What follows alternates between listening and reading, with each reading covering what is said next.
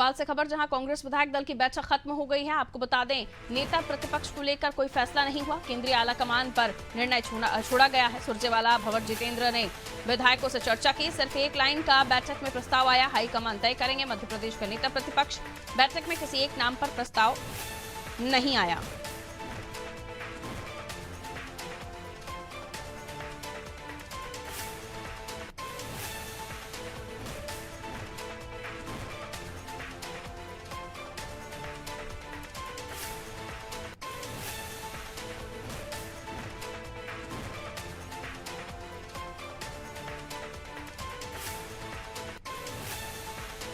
विवेक हमारे साथ जुड़े हुए हैं इस खबर पर जानकारी के साथ। विवेक, ये बैठक तो हो गई, लेकिन अभी भी नेता प्रतिपक्ष के नाम पर ऐलान नहीं हुआ। अगर आलाकमान ही तय करेंगे तो ये बैठक फिर किस चीज के लिए हुई थी?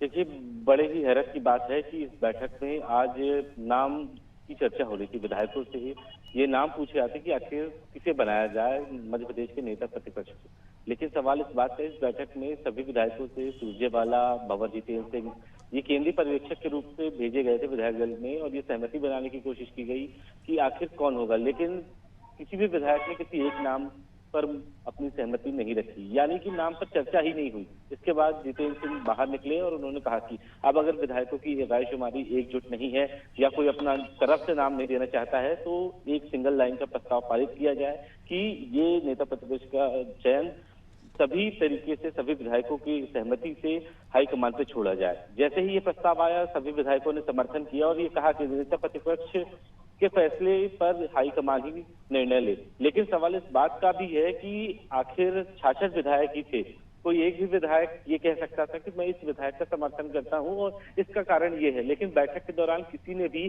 किसी भी विधायक के नाम का समर्थन नहीं किया।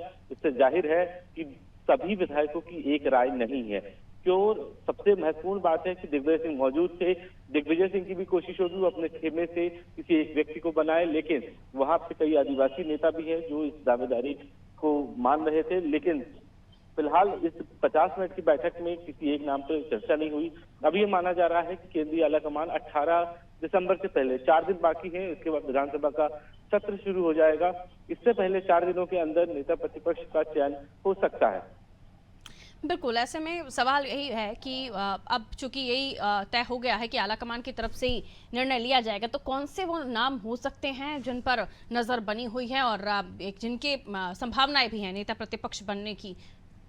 देखिए, संभवतः इस बैठक में आज निर्णय हो जाना था, लेकिन सबसे बड़ी बात यह है कि कमलनाथ मौजूद नहीं थे, छिंदवाड़ा में थे, भोपाल नहीं आ सके, जिसके चलते किसी विधायक ने उनसे बातचीत नहीं की या फिर चर्चा नहीं हुई। अगर कमलनाथ मौजूद होते तो संभवतः किसी एक नाम पे चर्चा हो जाती।